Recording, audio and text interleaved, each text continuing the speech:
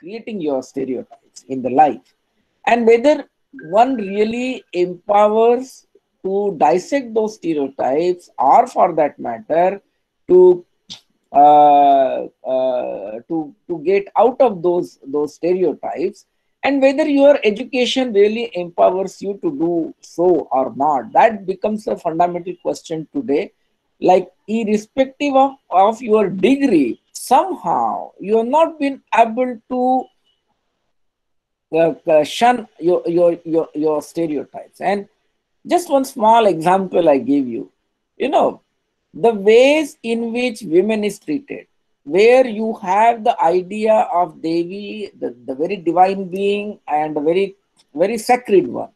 But at the same time, the same women body is desecrated all the time. The same women body is looked at as a desirous body. The same women is treated as secondary citizen in the society, or the secondary human being in the society. Now, one of the interesting thing which we have created over a period of time, that there is one popular saying, वो करे तो रास लीला, हम करे तो character ढीला. This is a very popular saying in the northern India. So, so what you eulogize is that what the divine being does, or for that matter, what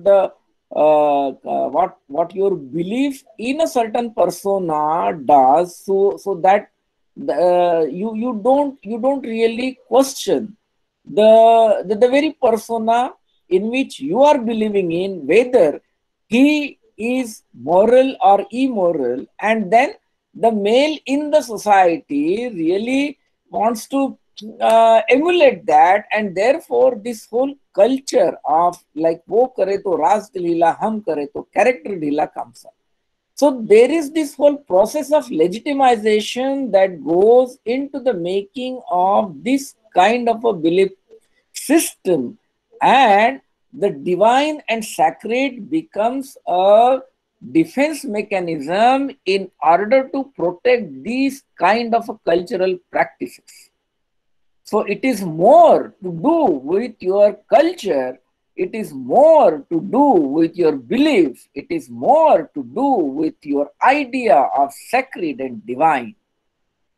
And therefore, you will notice that the eve teasing, the secondary treatment of the women, and right to have to use the women's body for the sexual purpose by the male becomes a very interesting kind of a stereotypes which goes into the making of the society.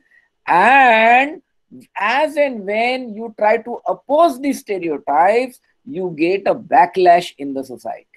So your stereotype is governed by the idea of your belief and sacred, and therefore, as and when you confront these stereotypes, you get a backlash in the society.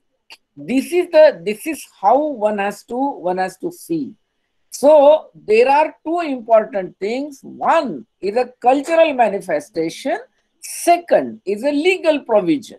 The legal provision comes as a part of the protection measure by the state, where the state completely failed its responsibility to protect the women of this nation.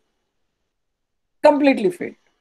And then within that, you also have the hierarchy of the women, like the upper caste, the middle caste, the lower caste, this caste and that caste. So the institution of injustice, because caste is hierarchy. Caste is like what Dr. Ambedkar defines caste as, not only division of labor but also division of laborers. So it's an institution of hierarchy. It's an institution of injustice. And that institution of injustice will always create slavery, and therefore the exploitation. Therefore, the exploitation and the exploitative means become part of your religious, sacred, and divine, and henceforth you have no right to raise your voice against this kind of a slavery, the slavery structure, and consequently you you went on practicing this kind of behavior, and that is how the stereotypes gets established. This is just one example. This is just one distance. Then the second example I would like to give is that the like how you create personas. You see the stereotypes of the personas. The moment, say for example, when it comes to many national leaders, so-called national leaders, I mean, you have to accept them as a national leader. But do we really try to dissect how can we consider them as a national leader, and should we consider them as a national leader? Now, this whole bogey of nationalism, this whole idea of being national becomes a very decisive instrument and a stereotype where you completely block your thinking, your consciousness as to whom we consider as real national, whom we consider as the personas to be emulated, or we remain in a perennial protected ignorance. So the stereotyping is very important to understand as to how we ourselves are part of the stereotypings and how we live in this kind of stereotypes. Just give I will illustrate one small example. You know, the whole, say for example, in the Indian history of Indian Parliament, there is one incident which one has to take a note. And what is that one important incident in the history of the Indian Parliament? I think the biggest event which needed to be noted in the history of the Parliament is Hindu Code Bill. The Hindu Code Bill was introduced by Dr. Ambedkar, and only 6 members of Parliament stood for the Hindu Code Bill, and the rest of the parliamentarians, the rest of the member of parliaments completely opposed to the Hindu Code Bill. Just imagine, just imagine. So the whole idea of national, suddenly you need to understand as to what is the idea of national, and then how do we are subscribing to this national. Now the people who were against the Hindu Code Bill, today they are being eulogized. If you see consistently, whether it is this government or that government, I'm not concerned about which party rules in this country, but you need to understand that how your political sphere gets completely stereotyped by this idea of national leader. So anybody who is projected as national leader, and the people who have worked for the welfare of the women, the welfare of the people, the welfare of the masses, are deemed as sectarian, as deemed as caste leaders, as deemed as regional leaders, and not the national. This is another stereotype. So the stereotypes are so enormous that it does not empower you to interrogate the very process of making, and also the intentional aspect of making these stereotypes, and how these stereotypes are completely, you are so much ingrained, completely drenched in these kind of stereotypes that you cannot think otherwise. How many people, whether it is sociologists, whether it is political scientists, whether it is cultural historians, whether it is historians, have really gone into this kind of a problem? They investigate that why these only 6 members of parliament stood for the Hindu Code Bill, and the rest of the parliament completely, rest of the members of the parliament completely opposed to this Hindu Code Bill, and that includes people like Sardar Patel, the entire Nehru cabinet, and so many people, number of people. Just imagine. And today they are eulogized. We call them as national. We call them as the modern nation builders. Where are these nation builders when it comes to the rights of the women? That means women is considered as a secondary, as a commodity. Women is considered as a secondary citizen. Women is treated as a slave. And when Dr. Ambedkar wanted to give equal rights and equality to the women, these so-called other members of the parliament, barring these 6 members, they went against it, including likes of Sarojini Naidu. So one has to understand whether what is national. So the national becomes another stereotype.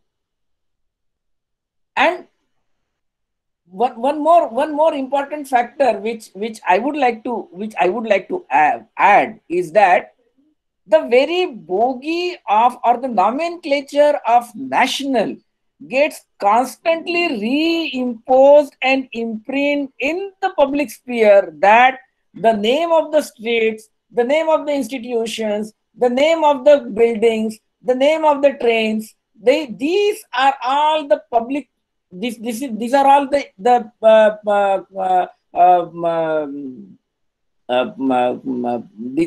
are all very common things in the public sphere. And in the public sphere, you give these names on those people who were against the Hindu Code Bill, who were anti-women.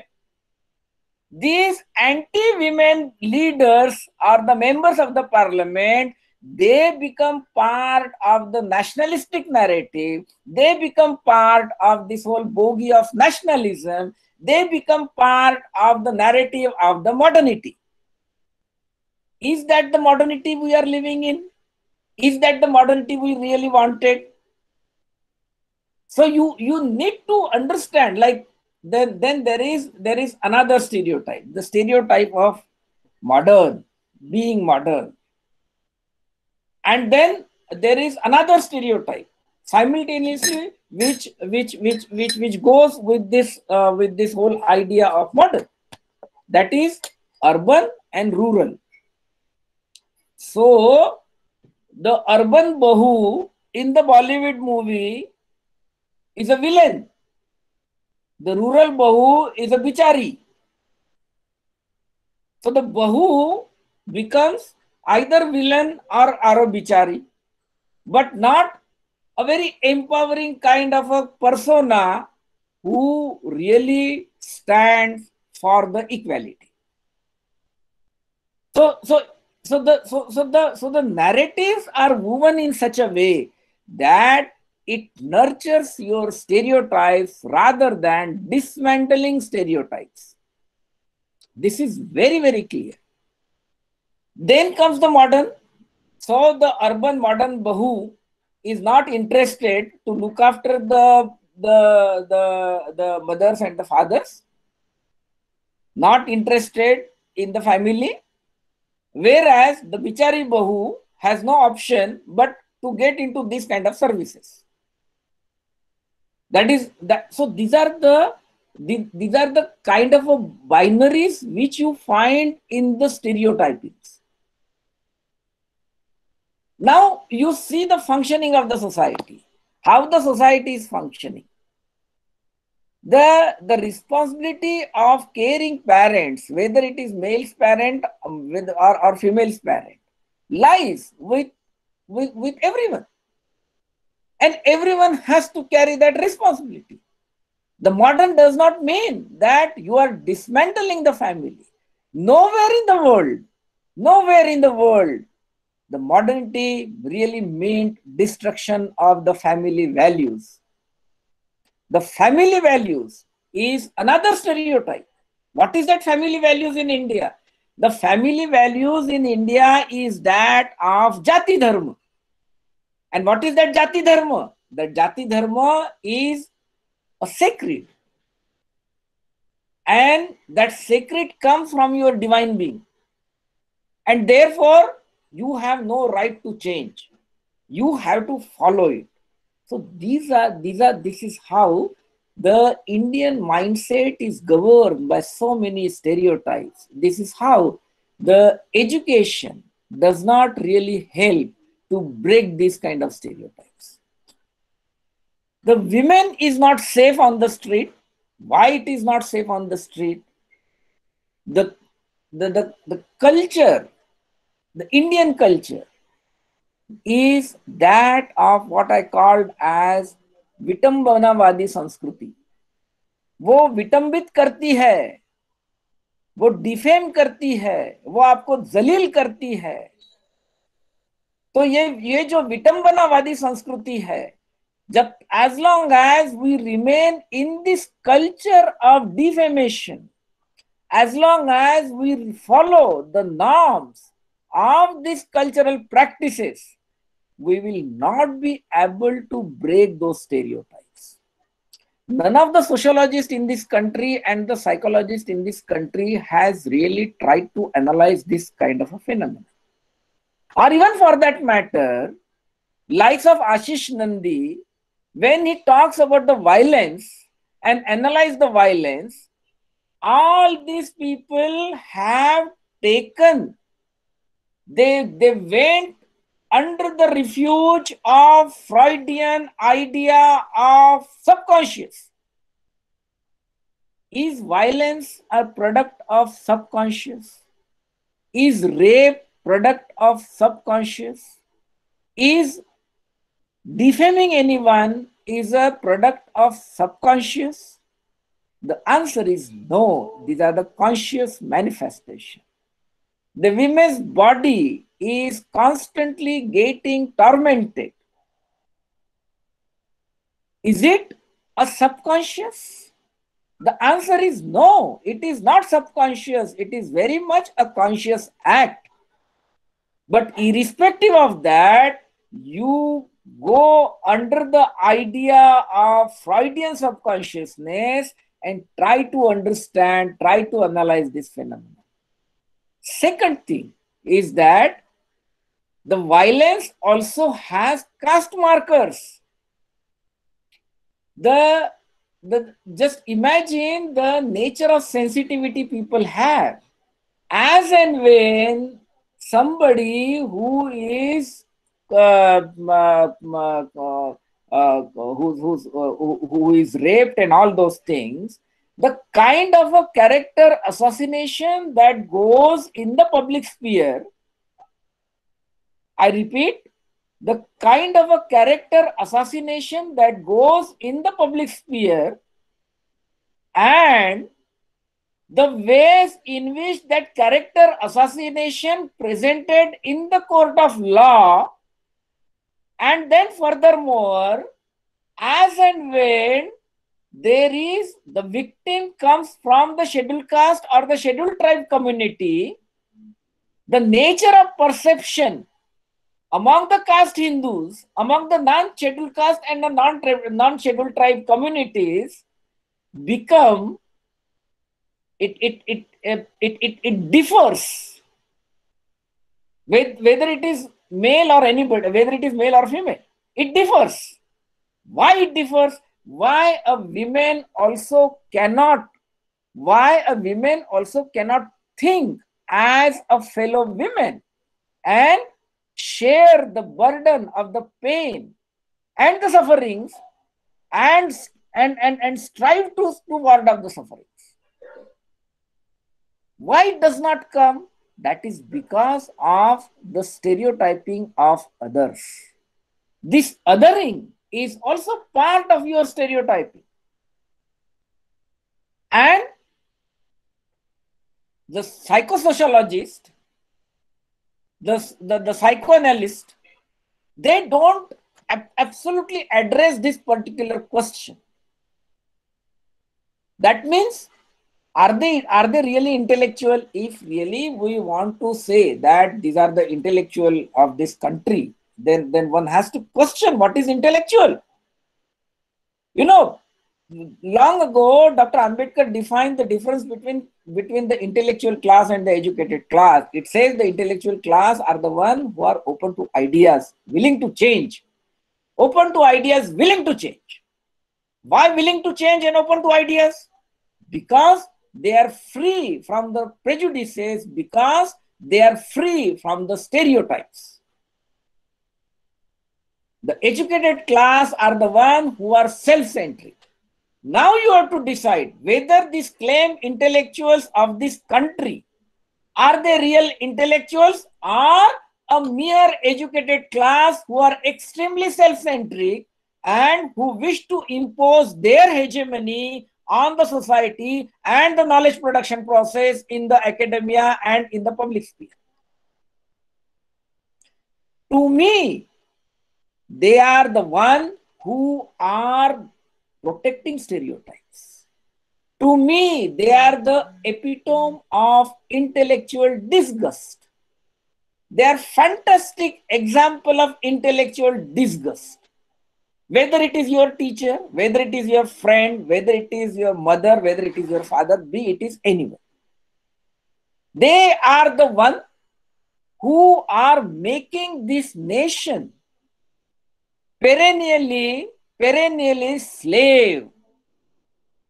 Your reaction to the slavery, your reaction to the oppression, your reaction to the violence is not from the rational humanitarian perspective, but rather from your caste positions and from your caste hierarchies.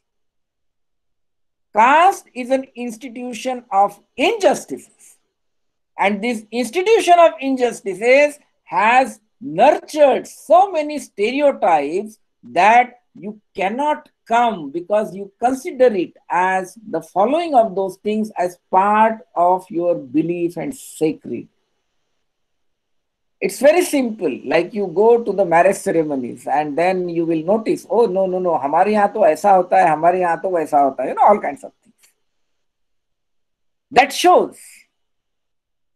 And many of those ritual practices, absolutely meaningless. But even then you do. Why do you do irrespective of education? Why the women in India, the so-called educated and the degree holder women of this nation, why don't they write to the government that the Saptapadi should be removed as a part of solemnizing the marriage according to the Hindu Marriage Act? Everybody knows that Saptapadi, what it means, that the girl is attached to those gods and the father, the property of those gods and the father, and each phera means you are releasing from that slavery.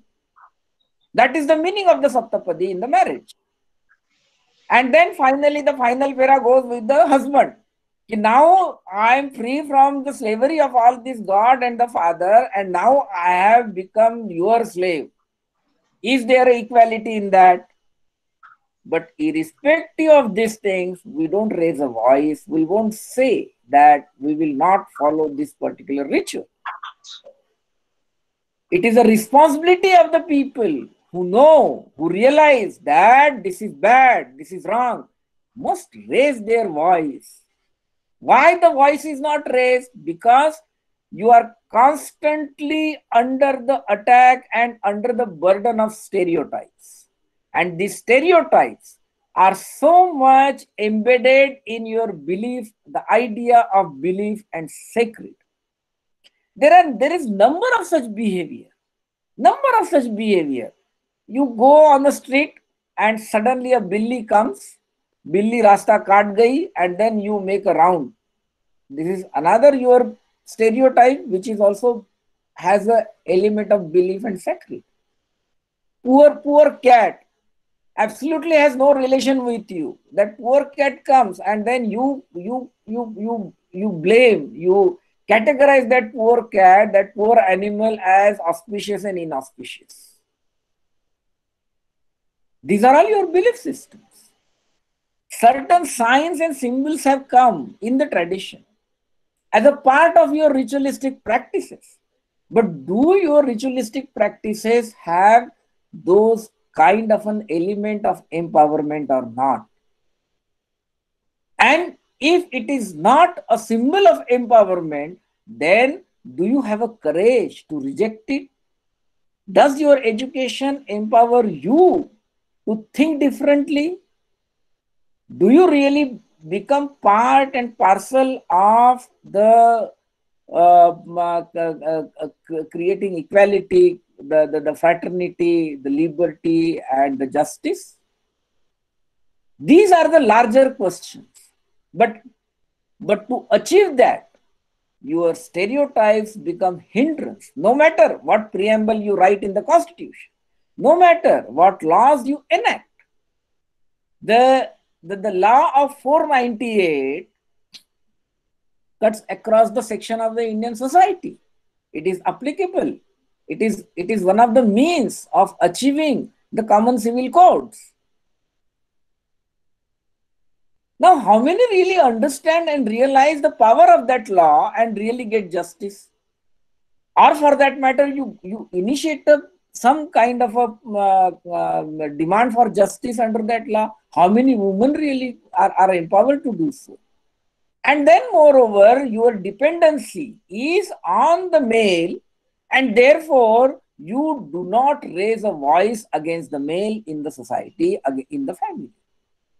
So this dependency culture is again because of your caste structure, and caste is an institution of slavery, caste is an institution of injustice, and therefore your behavior, your injustices become part and parcel of your stereotypes.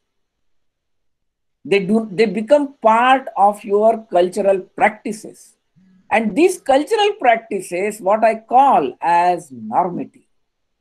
So your stereotypes are so much embedded in your normative.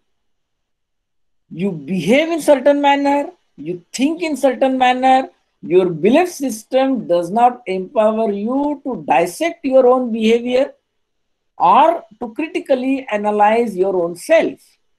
Why there is no analysis of the own self? That is because there is ingrained idea of sacred within your own personal sphere, which is constantly bombarded right from your childhood, that you are this, you are that, you belong to this community, you belong to that community, and we are this and we are that. You will notice that the 20th century India, number of communities, the quest for the number of communities is to achieve Kshatriyatva, because they cannot claim Brahmins, because Brahmin becomes a very different kind of a category. And therefore, what you can achieve is that you can achieve Kshatriyatva. And in order to achieve Kshatriyatva, what do? You rape scheduled caste women, you rape scheduled tribe women, you kill scheduled caste person, you kill scheduled tribe person. These are the manifestations. And this is how your rules and principle comes. Because your principle is that of a hierarchy and claiming Kshatriyatva, therefore your rules are that of rape and murder. It is very simple. That means it shows how inhuman our Indian society is. And one has to understand who are the people who have raised voice against this inhuman behavior. You see, the girls, many girls in the Indian society or in the Indian educational system, they often like if you ask them who is, I mean, you are getting education courtesy whom? Just hold on. Sorry. courtesy whom? And they will say, no, no, no, no. They will say something like Indira Gandhi, somebody like this and somebody like that and all kinds of things. But the genesis of women empowerment, women education comes from Savitribai Phule, Mahatma Phule. How many really acknowledge that? And why that acknowledgement does not come? The acknowledgement does not come because your caste hierarchy does not empower you to acknowledge the personas who have been responsible in shaping your life, in shaping your country. None of the Babas, none of the Buas, none of the Maharaj, none of the Devis, they will talk about morality, equality, and women's education. Why the satsangs? Why these Babas and Buas do not raise voice against the violence on women and everyone? Why they cannot make a society a non-violent society? Because your Bhagavata has a legitimacy of killing, but because what you are killing is a person and not the soul, and therefore you are absolved from the killing. So your nature of the belief system completely blocks your thinking, and when it comes to the mob psychology, whether it belongs to this community or that community, the mob psychology is a very different kind of a lot. And one instigation will fuel the violence. And how it fuels the violence? Because the consciousness of the people who have gathered there, they have gathered out of certain kind of a consciousness, and that consciousness is not that of a samyak. That consciousness is not that of the non-violence. That consciousness is not that of being human. And therefore, just one simple trigger results into a mob violence and lynching.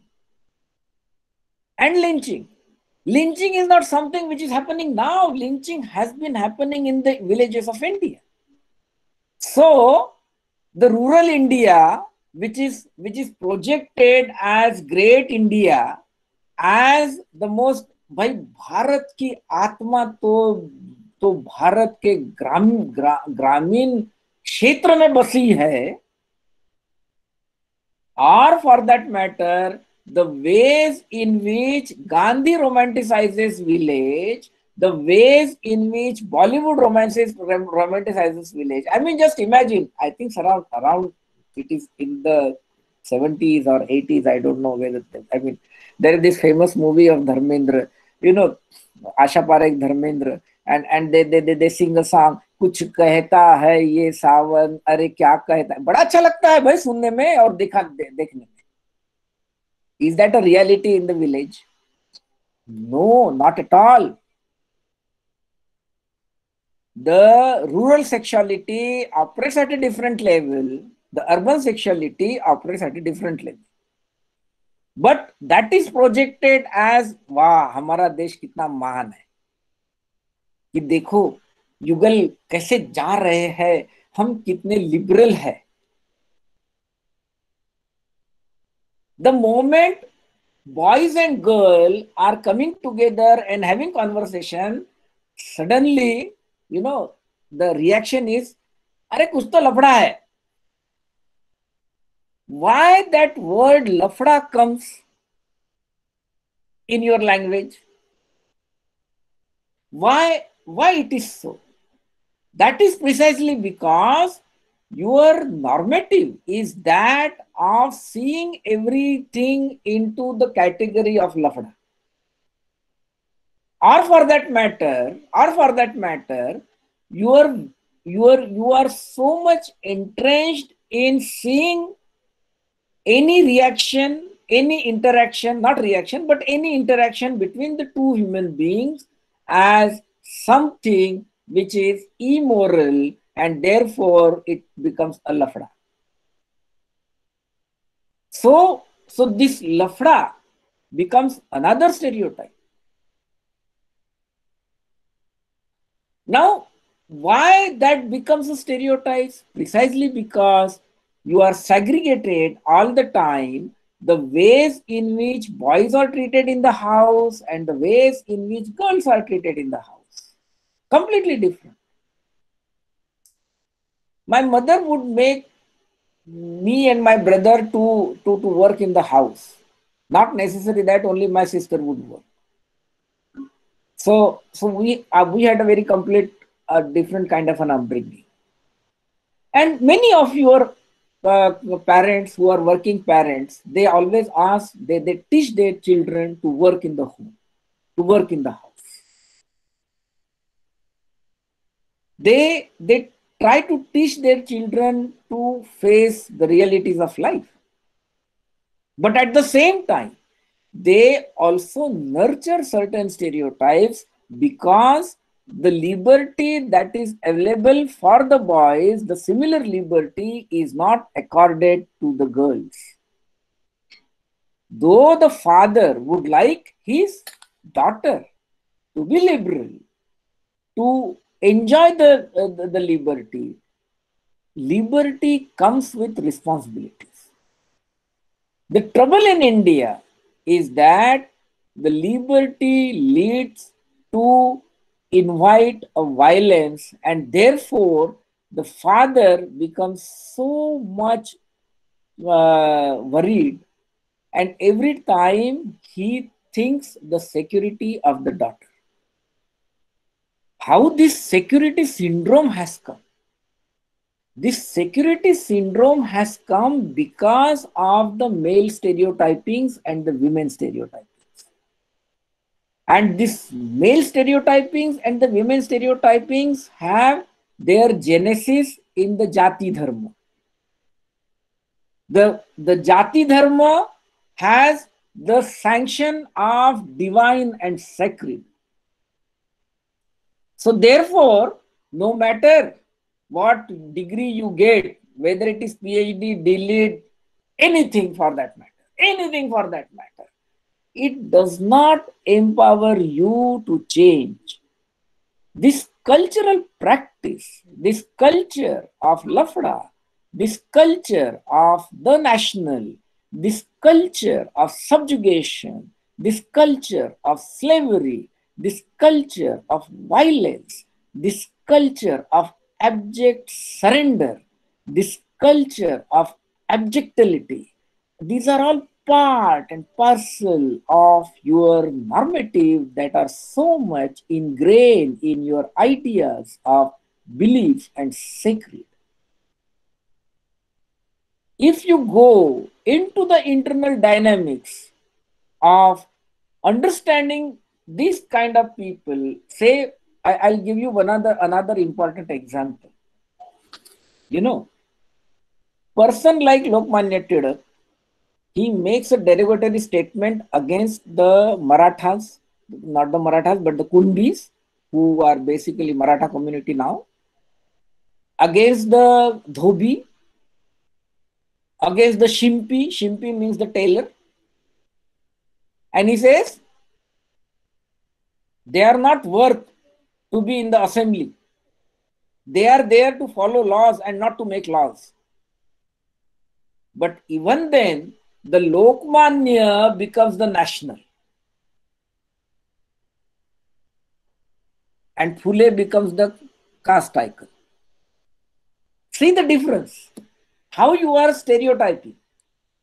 The Lokmanya becomes a national, irrespective of the fact that when he claims that स्वराज्य माझा जन्मसिद्ध अधिकार आहे आणि तो मी मिळवणारच, that the independence, self rule is my birthright. That is what he says. Mr. Tidak, the self rule is a birthright, that is true, but it is a birthright of the every citizen of this nation, not only yours. But your birthright is rooted in the idea of ruling the rest of the communities and not for the equality. Likes of Tagore, the so-called modern icon, another stereotype of the modern, will say that the real democracy is all about equality. But at the same time, he advocates Gandhi. Oh, no. If you give the similar kind of a weightage to those people who are at the lower ebb, they will show their fang and rule you. These are the ideas. And Mr. Tagore, during the time of this Pune Pact, when Gandhi was on Anshan, he traveled from Kolkata to Mumbai by a train and goes to Pune to support Gandhi. And when the associate of Gandhi asked Gandhiji, why do you so much oppose when you accept separate electorate for Muslims? Why do you oppose separate electorates for the scheduled caste, which has been demanded by Dr. Ambedkar? He says, these are the words of Gandhi. He says, the Muslims and this scheduled caste will come together and butcher the caste Hindus. So Gandhi we consider as an icon of secularism. This is another, I'm giving you the examples and you have to think. The third example of Gandhi. Gandhi talks about non-cooperation, that you should not cooperate with the British government, and advises the farmers to go for the non-cooperation. But Gandhi does not advocate the farmers not to be non-cooperative with your landlords. And he says, whatever lagan or the तुम्हारी जो भी प्रथा है जो जमींदार के साथ करनी है वो आप करो, लेकिन ब्रिटिश सरकार से नहीं करना. तो whose freedom you are talking about? Whose freedom you are talking about then? What is this freedom struggle then? I will give you another example. Gandhi was caught sleeping naked with the young girls, and that too by his secretary Bose. And then this whole idea of that comes as something like brahmacharya, tapacharya, something, that kind of a things, he started making a defense. As feminists in India really teach these kind of events in the academic syllabus or in the academic discussions or in the classroom? Have you really gone and dissect Gandhi on those lines, whether it is a righteous moral behavior or irrighteous moral behavior? You have to decide. I'm not going to decide, but it is you who have to decide. Then comes in the Constituent Assembly, Dr. Ambedkar proposes that see, Constitution was made by number of subcommittees. It's not just one particular thing, but it is made by number of subcommittees. And in the subcommittee of the franchisee, Sardar Patel was the chairman of that committee. Ambedkar was member of that committee. And Ambedkar proposed that franchisee should be fundamental right.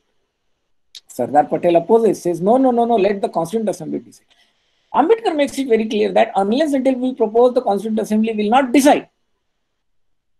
What is an implication? Now we consider as our first home minister as a great iron man and all those things, and who integrated India, blah, blah, blah, blah, blah, blah, all kind of integration narration comes. You know, when any territory which is surrounded by your territory, it is so easy to take over. इसमें कोई rocket science नहीं है, you can also understand.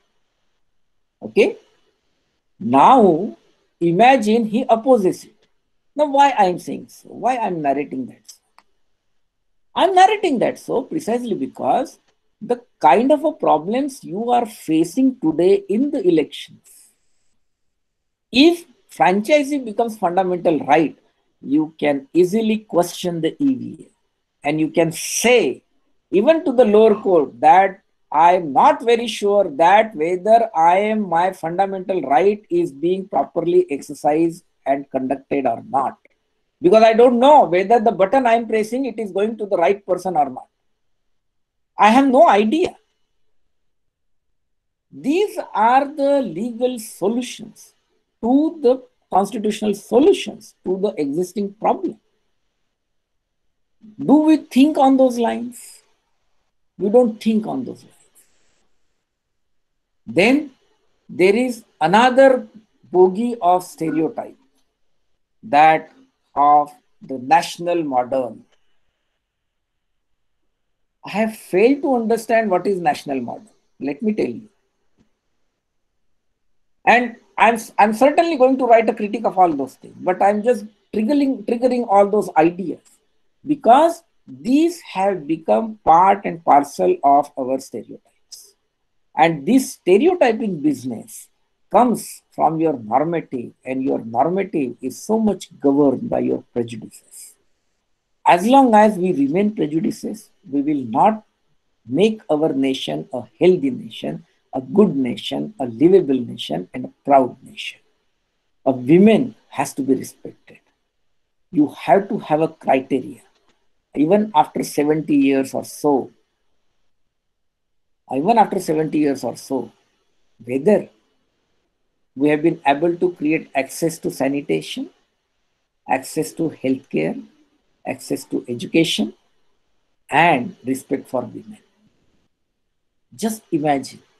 This is a simple four criteria. How much we have achieved. You know, building a bullet train or a highway is so easy than breaking your stereotypes and cultural syndrome. So the cultural syndrome of protected ignorance, what I call it as a protected ignorance. You know, I give you a fantastic example of protected ignorance. A professor of a physics gets up in the morning and pours water to sun despite knowing the fact that water will never reach to sun. This is a fantastic example of protected ignorance. Another example, a satellite is launched in India and date is decided according to the Panchang. Another example of protected ignorance. Another example of stereotypes. Third example, Pakistan celebrates its Independence Day on 14th of August. India celebrates its Independence Day on 15th of August. But ऐसा क्या हुआ? Has historians or the analysts have really gone into checking those things, why it happened? Why there is this difference of 14th and 15th of August? Because the Panchang was seen and it was decided by those Panchangs that Nehru should become, and Nehru also agreed to be coronated as a prime minister of this country on 15th of August. And therefore 15th of August becomes our Independence Day. Have you really thought of? Are these not the stereotypes? So this national modern is another stereotype. Now just imagine who is what, whether he is really modern or not. The socialism in India remains good as long as it gets cornered. The benefit of the socialism gets cornered by the caste Hindus, and more there is equity The moment there is this equity in that socialism, then the socialism becomes bad in this country. So you see how we enter through these kind of stereotypes and analyze the phenomena. Thank you very much. Thanks for listening and thanks for giving me opportunity. And I will be glad to answer your questions if you have any. Thank you very much.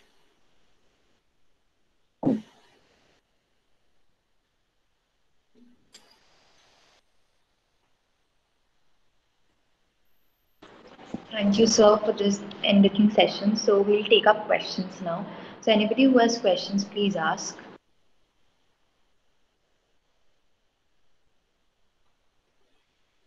Sir, first of all, thank you for the wonderful lecture. So, I didn't understand the protected ignorance. Can you explain it again? Well, protected ignorance is a concept of formulation which has been made by me in order to interrogate the knowledge production process. So I always maintain that that it should be samyak, it should be rational, and the rational is always like the philosophers has always questioned this whole idea of rationality, and they say that the rationality is also relative. So I totally agree with that, that rationality is always relative. But its relativeness depends on its objectives. If the objective of rationality is to ward off ignorances, then it becomes the righteous rationality. And if the objective of the rationality is not to ward off the ignorances, it becomes unrighteous rationality and therefore it becomes protected ignorance. So you have to see whether your ignorances are being warded off by what text you read or not. Is that sufficient? I mean, there's a very small answer I give. Yes, sir, thank you.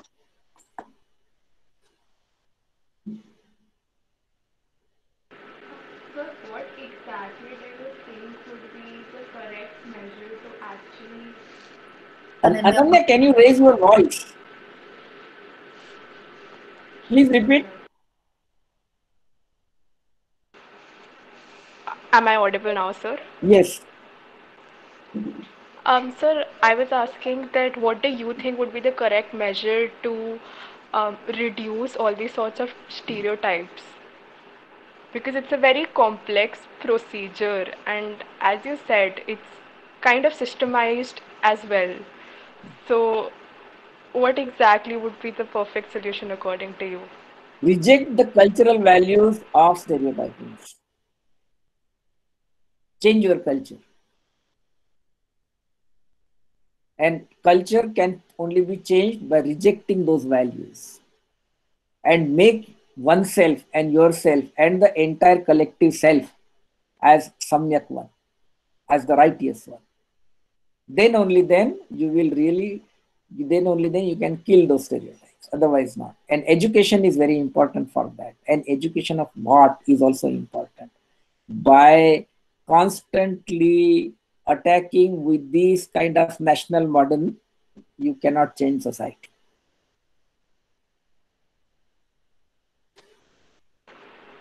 So, do I you think also think that um, in that sense it is very politicized? it's not politicized. Everything is political in the life. Everything is political in the life. You know, the your decision making, your consciousness, your social behavior, your all kinds of behaviors. They are part and parcel of your politics. It is so much. It is your choices you make, and your choices are always governed by your politics. If your politics is that of equality, your choices will be that of equality. If your politics is that of killing those ignorances, warding of those ignorances, killing those stereotypes, your politics will also be that of warding of those ignorances and stereotypes. So you have to make your own decision. You know, you should have that kind of a mental resolve, and you should be courageous. There are people in the history who have shown that courage. It's not that they have not shown that courage. I just give you one small example. Many people take it otherwise, but I think I should give you this example. In the year 1956, the conversion took place to Buddhism by Dr. Ambedkar at Nagpur on 14th of October 1956 and 16th of October at Chandrapur, Maharashtra. Now, nearly more than 500,000 people, got more than 500,000 people, nearly there were some 6 lakh people at Nagpur. And there was another 1.5 lakh people in Chandrapur. That's it. So they became Buddhist. And people came home, threw away the images of gods and goddesses. It's a big mental revolution. It's a very big mental revolution. You need to create, you need to have that kind of a resolve in your life that I will not believe in these kind of stupidities. And even if you want to believe in something, you should see whether your divine being teaches morality or not, whether your divine being really talks about the protection of the women or not, whether your divine being really tries to give to offer you any kind of a rationality or not. Technology does not change. Technology only makes your life better, but it does not change the society, the social structure. Had it been so, then the society would have changed in the entire world by now. The kind of a technological innovations we have and we use it in everyday life. I mean, just imagine the RT becomes the part of the internet program. So everything, rituals become part of your internet program. Offering of the ritual, creating a ritual like the Trump election, people in India went to Havan, gone for Havan. People in India went for Havan. People to kill COVID, to attack COVID, or people were asked to bang tali and thali bajao, corona jayega. I think these are the fantastic example of protected ignorance. That how Indian the educated one, they came out of the home and banged tali and thali, including people who were in the medical practices and also in the science field. So you can see how much your scientific community is rational. You have to decide. I'm not there to. I'm giving you the examples and opening your consciousness and shaking your consciousness. So that shows how good we are. To be a good citizen, to be a very proud citizen, you also need to have a structure, that kind of a structure. Anybody, say for example, any American, any ordinary American, they are very, very, very, they love their country. Any American, no matter what they are living, because they have created those structures where they can feel proud. And there is this constant idea of inclusiveness that goes in the American system all the time. Whereas the idea of inclusiveness does not go constantly in the Indian society. And we have not created those structures of pride. The only pride we can have is in our railways, which is again an imported one. But even then, we say that it is a good system for us because puffing, reaching destination. that is how we define Indian Railway. Puffing, but reaching destination.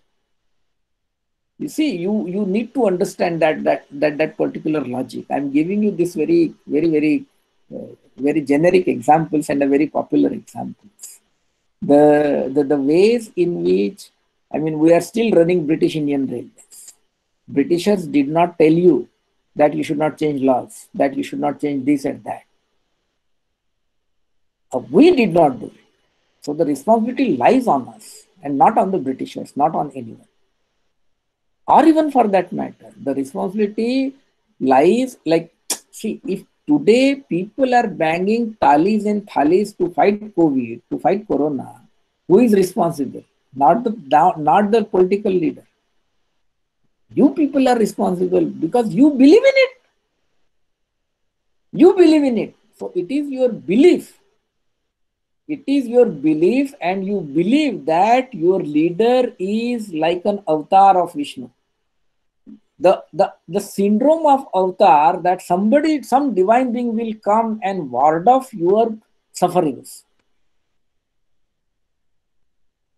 So your belief in divine and sacred makes you to think, not to think rationally, and not to be a conscious citizen of Republic of Government of India.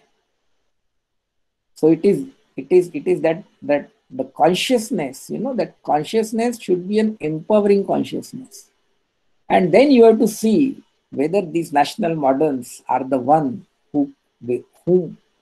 from whom you can take inspiration and say, yes, I am very empowered by this. So the responsibility lies with everyone, not just one section of the society. If today lot of people in the demonstrations, they are taking the placard of the image of Ambedkar in the demonstration and going everywhere in the country. Today, why it is so? Because they know that at least this is one persona who thinks of welfare of all, and not just the welfare of one particular section of the society. Wherever the society is weak, you have to have an additional measures. You have to have those protection mechanisms. And whenever there is a discrimination, there will be a protection mechanism. Today, the discrimination is existing on the basis of the caste and gender. So you will have those kind of laws there. If tomorrow the discrimination is on some other factors, there will be a law on those things to have a legal protection and fight against the discrimination. Yeah. Sir, I have a question. Yeah. Sir, a group is governed by a particular stereotype, and at an extent it is held necessary that to run such a diverse country, we need to have beliefs, that too different. So my question is that since it is very clear that no particular leader can have such differential belief all at once, isn't it obvious that we can't change each mindset to our own? If yes, then, sir, do we have any solutions for that? I would like to answer it by posing a counter question. Tell me one thing. How many political leaders have been involved in the transformation of the society? Tell me one. Which prime minister really was involved in transformation of the society?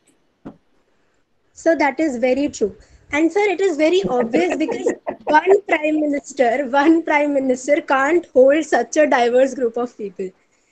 And we are held with beliefs, sir. We are held with beliefs. No. If you inculcate a belief of fraternity, how do you inculcate the belief of fraternity? You see, the idea of fraternity is all about creating oneness. How do you create that? That idea of fraternity becomes possible, becomes reality, provided that the different diverse groups have shared aspirations. That shared aspiration comes not by daya or pity. That shared aspiration comes not by the mere friendship, but that shared aspiration comes out of compassion, karuna. Sir, How but compassion. how it comes in? You have to distinguish between daya and karuna. Daya is PT, अरे यार वो भिखारी है, उसको दे दो खाने को, ये हो गई दया. What is karuna? Karuna will think, नहीं, I should do something to ward off the suffering that person. So you will try to find out why you are suffering, what is the cause of your suffering, and then you fix the solution. You will provide the solution accordingly. So this is the difference between daya and karuna.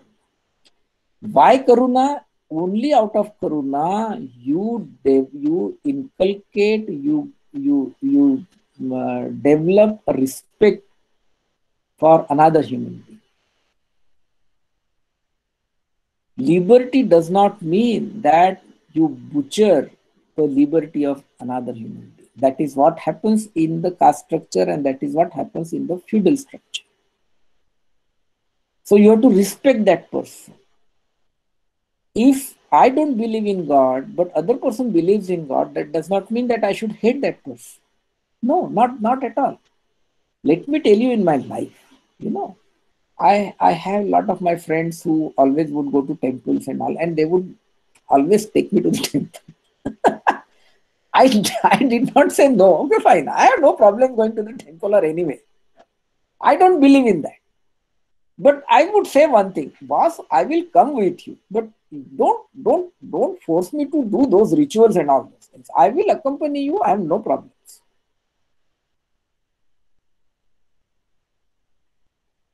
I mean, that was the kind of my position, and they would yes, agree, fine. But that does not mean that they should hate me and I should hate them. The culture of hate will never create shared aspirations. You see, it is that shared aspiration you come together and work, and that is where the nation is built. Unless until you understand this power of shared aspirations, and in the political sphere, you see, I analyze politics, or I understand politics in India very differently, not the ways in which your political scientists have said. 1960 का दौर ये था, 70s का दौर ये था, 90s का दौर ये था. No, I am not seeing from that point of view. I see politics in India from Ambedkar and anti-Ambedkar perspective. Ambedkar represents transformation. Anti-Ambedkar represents the status quo. Now you decide. I'm not talking about political parties. Who are the people who are representing transformation? Who are the people who are representing the status quo? The more there is a status quo, the more there is a thickening of stereotypes. If you go for transformation, it will gradually eliminate stereotypes. It's very simple. So you judge the people whether you are for transformation or not. It should be a national imagination. It should be a nationalistic project. I was asked one fundamental question in China. Said, well, what you people do with democracy? What have you done with democracy? See the way we have created China and all those things. I mean, if you go to China, China is a very different country. Not the kind of things which we are fed. Okay, just go and see the kind of a structure and everything they have created. It's phenomenal. It's all mind-blowing. It's all mind-blowing. I tell you, it is all mind-blowing. When one of the Chief Minister of Maharashtra, the late Chief Minister of Maharashtra, Deshmukh, he said that I will make Mumbai Shanghai. And when I actually visited Shanghai, I immediately said, and I made this public statement that my Chief Minister made this thing. But after seeing Shanghai, I realized that Mumbai cannot become Shanghai. You see, I saw the practicality of it. The question here is that the ways, so I was asked there, see what structures we created and all those things and what you have achieved in democracy. You know what was my reply?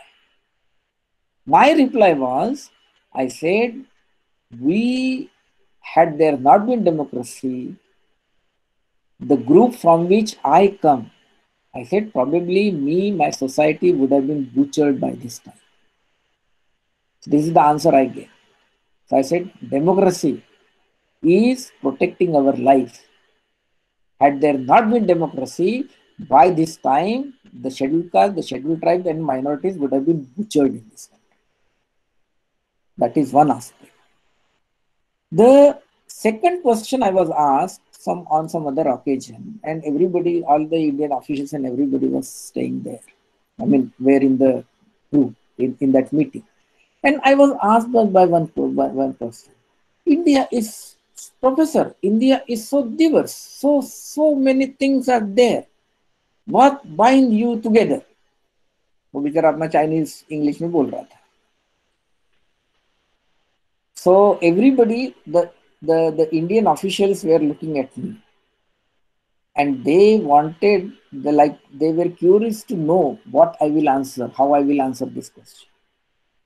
I said, we are a diverse country. There's so much of diversity in the country. What binds us together is Indian Constitution and not the belief system. Always remember this.